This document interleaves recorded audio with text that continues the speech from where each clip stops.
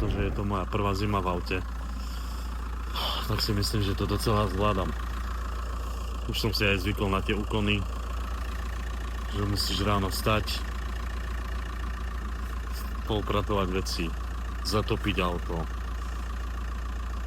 No proste takéto bežné veci, čo nezažijete doma, v byte. Doma si v komforte, v teple, všetko máš, proste otvoríš dvere, máš záchod, otvoríš dvere, máš sprchu. Si doma, v teple. Takéto veci si nevieš ani predstaviť. Tu zažívaš úplne inú realitu. Prídeš na miesto, je ti zima, si zamrznutý. Proste musíš si zatopiť v tom aute. Máš obmedzený priestor. Nesťažujem sa, ale proste je to boj, no. Je to boj. Ale ja som za to rád. Ja som za to rád. Naučí ma to nové veci. A uvedomíš si veľa vecí v živote. Teraz to sú extrémy už.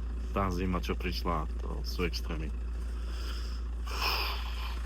Minus 15. Dneska má byť ešte chladnejšie, minus 18. Masaker.